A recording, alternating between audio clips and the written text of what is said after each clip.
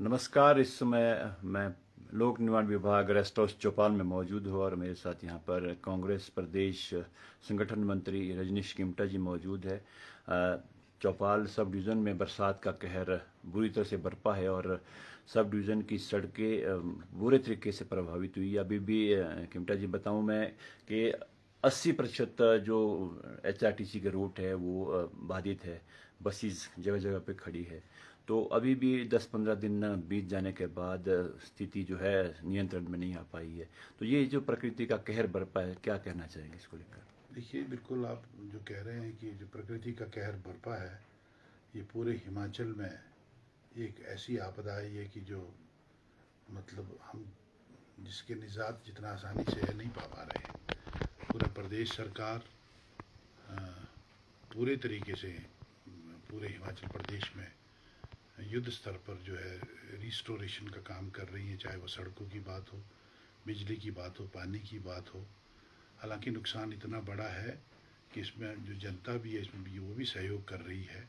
मंडी ज़िले में देखेंगे आप, कुल्लू ज़िले में देखेंगे आप, सिरमौर शिमला की हालत देखो, हमीरपुर कांगड़ा की हालत देखो। जहाँ तक हम चौपाल की बात करें तो यहाँ पे हमारी जो सड़कें हैं, मेन सड़क तो हैं वो पीडब्ल्यूडी डिपार्टमेंट ने खोल दी है। चाहे वो शिमला नेरवा की बात हो, शिमला फेड़ज पुल की बात हो, चौपाल होते हुए रोड खुल गई है। हैवी व्हीकल के लिए भी वो स्टार्ट कर दी है। हालांकि 2-3 पॉइंट बड़े ख़राब बने हैं बीच में, लगातार उसकी निगरानी रख रहे हैं ये लोग।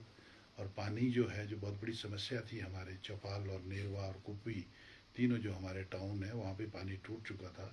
जो स्कीमें बड़ी दूर दूर से आ रही है, चौपाल की जो स्कीम है ये बंगा पानी जोड़धार कैचमेंट एरिया के नीचे से आती है। पूरे का पूरा जंगल में प्रलय की स्थिति हुई हुई थी, पूरी लाइन ही टूट गई थी। इसको भी डिपार्टमेंट जल शक्ति विभाग ने रिस्टोर किया है। इनको भी हम बधाई देते हैं, इन्होंने पूरी मेहनत की है, लोगों ने भी सहयोग किया। ऐसे ही नेरवा का है, जो वहाँ को खद्दर नाला से पानी जाता था, पूरी लाइन वो टूटी हुई है, पर अल्टरनेट वहाँ के लिए पानी जोड़ा है। कुपू में भी जोड़ा हुआ है। बिजली हमारी अब लगभग सभी जो ट्रांसफार्मर्स हैं चौपाल के वो चल रहे हैं। हालांकि जो लोकल लोगों का अपना नुकसान हुआ है, जिसमें हमारे बागवान भाई और जिनके लोग जो घरों से बेघर हुए हैं, वो बहुत बड़ा नुकसान हुआ है। जी, तो पूरे चौपाल विधानसभा क्षेत्र की बात करूं मैं तो लगभग 300 के आसपास ऐसे मकान है जो खतरे की जद में है या दरारें आई हुई है और 10 से 15 मकान ऐसे हैं जो पूरी तरीके से तबाह हो चुके हैं। तो ये निजी नुकसान है, बहुत ज़्यादा है। और इसके साथ साथ क्योंकि हमारा कृषि प्रधान क्षेत्र है, कृषि और बागवानी से ही आय का मुख्य साधन है यहाँ पर। तो बहुत से ऐसी जगह है जहाँ पर लोगों की ज़मीनें जो है पूरी तरीके से लैंडस्लाइड की जद में आई है। और यहाँ पर लोग मांग भी कर रहे हैं कि इसमें लैंड एक्विजिशन एक्ट में या तबादला नीति में कुछ संशोधन किया जाए, ताकि जो बुरी तरीके से जिनकी ज़मीन तबाह हुई उनको कुछ ना कुछ दूसरे स्थान पर तबादले में जो है ज़मीन दी जाए। उसको लेकर आप क्या कहना चाहेंगे? जी, बिल्कुल आपका बड़ा ये वाजिब बात है, और ये बहुत सारी जगह में पूरे हिमाचल में ही ये दिक्कत आई है। अभी हमारे जहाँ तक चौपाल की बात मैं बताऊँ आपको, मड़ाव एक जगह है, वहाँ पे एक गांव में कोई 12 मकान थे। वो पूरे के पूरे 12 मकान ही के नीचे से जो ज़मीन है वो खिसक गई, और बगीचा भी वहाँ पे चला गया, कोई कई बीघों में हुआ है।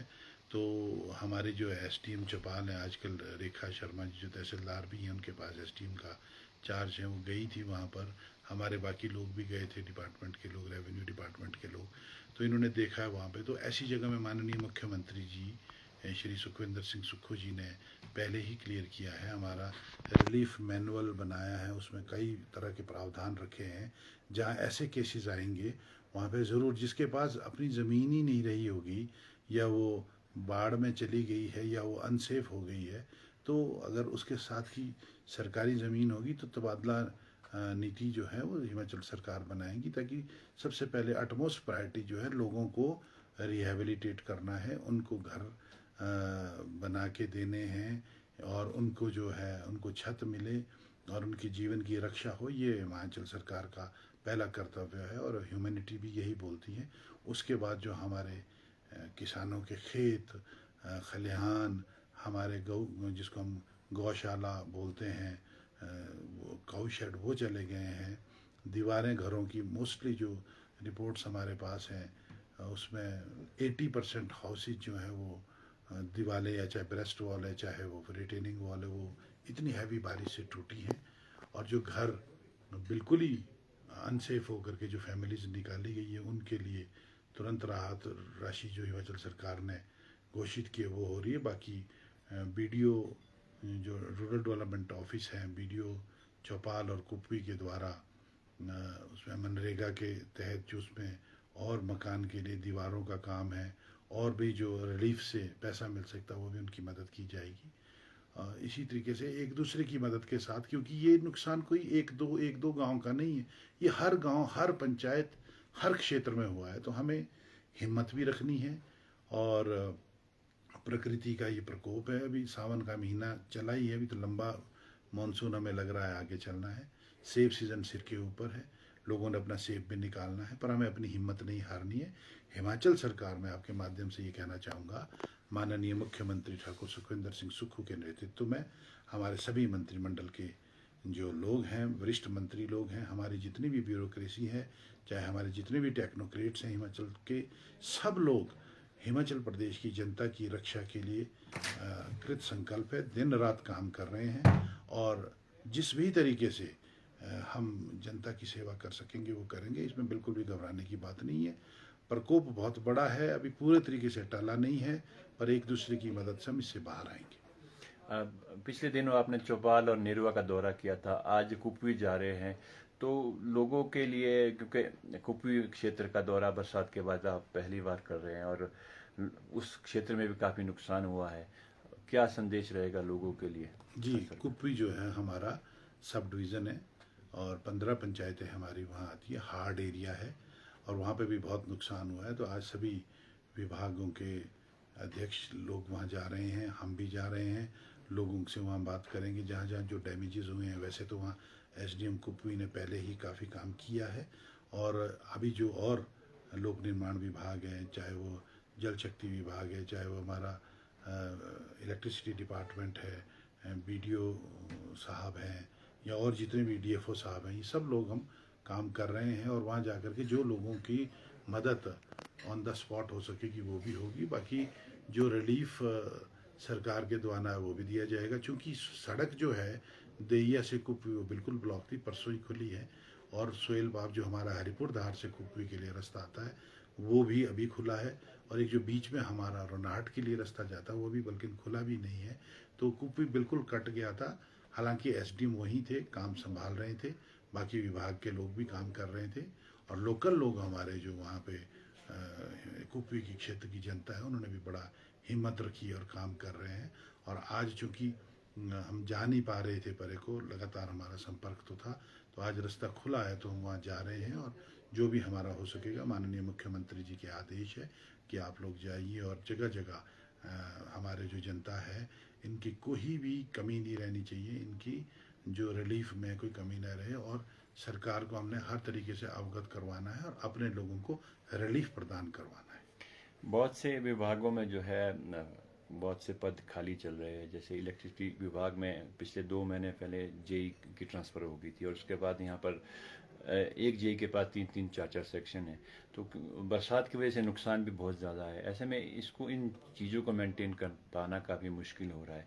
तो क्या ये हो सकता है कि चौपाल भी एक दुर्गम क्षेत्र है, यहाँ पर ट्रांसफ़र के विषय में अगर मैं बात करूँ तो रिलीवर के बिना जो है ट्रांसफ़र को थोड़ा सा डिले किया जा सकता है, इस तरह की कोई नीति बन सकती है ये हमने बात करी है, सरकार से बात करी है, चीफ सेक्रेटरी साहब से भी बात करी है, मुख्यमंत्री जी के भी संज्ञान में है कि चौपाल जो है ये हार्ड एरिया है, यहाँ की परिस्थितियाँ नॉर्मल नहीं है, जैसे हमारे हार्ड एरिया की परिस्थितियाँ वही यहाँ भी है।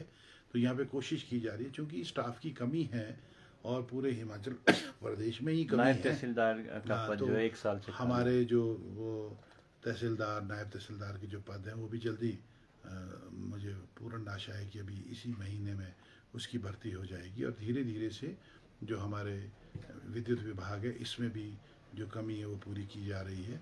आने वाले अभी समय में देखोगे आप अगले 1-2 महीने में तो हमारी पूरी कोशिश रहेगी कि हमारे जो ये रिक्त पद है ये भर जाएं, क्योंकि ये रिक्त पद अभी नहीं हुए हैं, ये पिछली 2-3 सालों से ही खाली चल रहे हैं।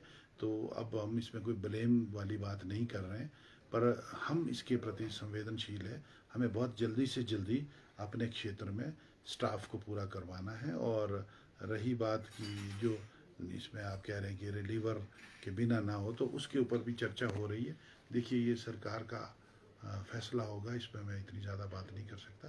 पर इतना ज़रूर है कि चौपाल क्षेत्र को, चाहे वो कुपवी है, नेरवा है, चौपाल है, यहाँ के लिए हमारे को स्टाफ की जो कमी है वो माननीय मुख्यमंत्री जी ने कहा है बहुत जल्दी पूर्ण की जाएगी। इस कठिन परिस्थिति में क्षेत्र के लोगों के लिए क्या संदेश रहेगा, किस तरह से इस परिस्थिति से निपटा जाए? देखिए ठाकुर साहब, मेरा एक ही बात रहेगी कि हमारे जनता जो है बड़ी वो समझदार हैं, और हम लोग ऐसी परिस्थितियों से बाहर निकलने में सक्षम है। और बहुत बार ऐसी स्थिति हुई है, चौपाल की जनता को माना जाता है कि हम बड़े हिम्मत वाले लोग हैं, और बहुत कईयों बार ऐसी परिस्थितियां देखने को मिली है। तो अभी भी मुझे पूर्ण विश्वास है, और जिस तरीके से भी देखा है आपने कि कोई ऐसी बड़ी हाय तौबा नहीं मची है लोगों ने। आप 40 मशीनों के करीब यहाँ पे जो हमारे लोकल लोग हैं, कॉन्ट्रैक्टर हैं, काम कर रहे हैं, इन्होंने वॉलंटरी आकर के डिपार्टमेंट को बोला कि आप हमारी मशीनें लगाइए और आप काम कीजिए। सड़कों में काम हो रहा है, और जो गांव की सड़कें हमारे उसको खोलने का काम हो रहा है। तो हमारी यूनिटी जो है चौपाल की, एक ये बहुत बड़ी हमारी पहचान है, उसमें हम सब लोग काम कर रहे हैं। और सबसे बड़ी बात है कि हिमाचल सरकार, हमारा पूरा प्रशासन जनता के साथ खड़ा है, और कोई भी जनता की बात को इग्नोर नहीं किया जा रहा है। जो जैसा बोल रहा है उस तरीके से हम काम कर रहे हैं। और लगातार मैं जो हूँ चौपाल क्षेत्र में ही हूँ, और हम भी इसमें पूरी नज़र रखे हुए हैं। जितना हम लोगों से हो सकता है हम उसमें हम भी कोशिश कर रहे हैं एक दूसरे के साथ मदद करने की। और मुझे पूर्ण विश्वास है कि जैसे जैसे धीरे धीरे ये मानसून स्लो होगा, बारिश कम होगी, सावन का महीना ख़त्म होने लगेगा, तो हम भी इससे बाहर आ जाएंगे।